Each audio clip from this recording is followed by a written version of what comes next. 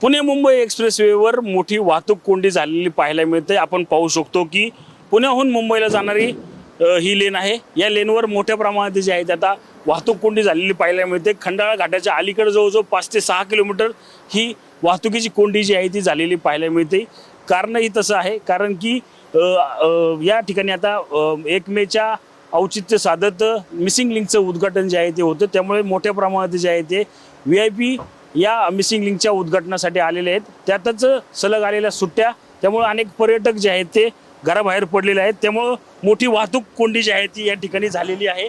आपण काही नागरिकांशी देखील बोलण्याचा प्रयत्न करूया की सर कुठून आले, कुठं चालले? मुंबईला चाललोय. अच्छा, किती वेळ झालं ट्रॅफिकमध्ये अडकलं तुम्ही? आता इथे जरा 20-25 मिनिटं झाली अडकले, पण अजून 25 मिनिटं काय हालायचं दिसत नाही, कारण मॅपवर बघितलेलं आहे.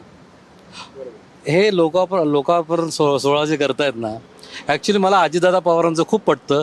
त्यांनी पुण्यातले सगळे ब्रिजेस आहेत ना, ज्यांचं ओपनिंग जे आहे ना, पहाटे 6 वाजता करायचं की लोकांना त्रास होऊ नये म्हणून.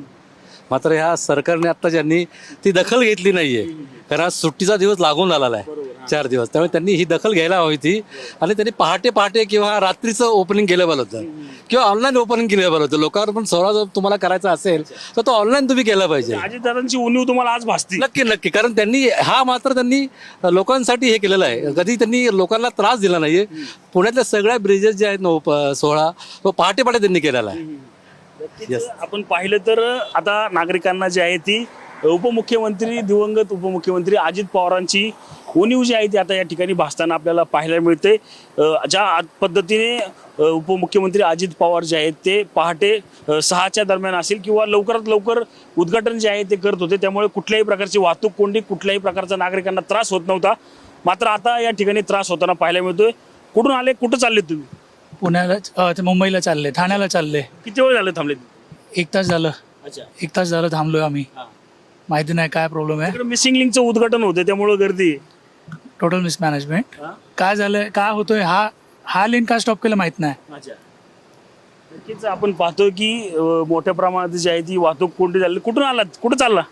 सुरतला निघालोय. अच्छा, हो. किती वेळ झाला अडकलं ट्रॅफिक मध्ये? तरी दीड तास झाला. अच्छा, दीड गर्दी सुरू आहे. तुम्हाला माहिती आहे का आता मिसिंग लिंकचं काम झालंय, त्याचे उद्घाटन आहे, त्यामुळे एवढी गर्दी आहे. किंवा आणि सुट्ट्या आल्यात सोबत. हो, लागून सुट्ट्या आल्यात ना. दादा असतं तर सकाळी 6 वाजता झालं असतं उद्घाटन. काय दादा असते तर सकाळी 6 वाजता झालं असतं उद्घाटन. अच्छा, नक्कीच आपण पाहतोय की अजित पवारांचं जे आहे ते आता दुसऱ्यांदा या ठिकाणी उल्लेख आलेला आहे. कुठून आले, कुठं चालले? आम्ही पुण्यावरनं आलोय आणि मुंबईला चाललो होतो. किती वेळ झालं या ट्रॅफिक मध्ये अडकलं? अंदाजन 45 मिनिटं झाली असतील आता.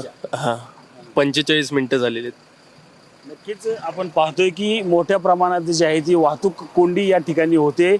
अनेक वाहन चालक असतील किंवा जड वाहतूकदार असतील, या वाहतूक कोंडीत अडकलेले आपल्याला पाहायला मिळतात. आपण मात्र या वाहतूक कोंडीत एक वेगळं पण पाहिलं तर या गर्दी झाल्याच्या पार्श्वभूमीवर दिवंगत उपमुख्यमंत्री अजित पवारांची उणीव जी आहे ती आता या संपूर्ण नागरिकांनी जी आहे ती या ठिकाणी काढलेली आपल्याला पाहायला मिळतं. अजित पवार असते तर अशा पद्धतीची गर्दी झाली नसती.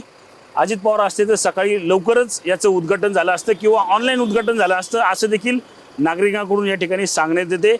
त्यामुळेच आपण पाहिलं तर ही वाहतूक कोंडी जी आहे ती आता लवकरात लवकर सुटावी, अशीच मागणी जी आहे आता नागरिक करताना आपल्याला पाहायला मिळत आहे.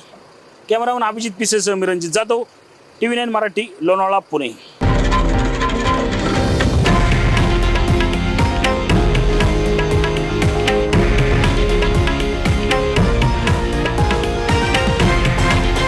हे आहे देशातील नंबर 1 न्यूज नेटवर्क आणि आपण पाहत आहात TV9 मराठी, एकमेव.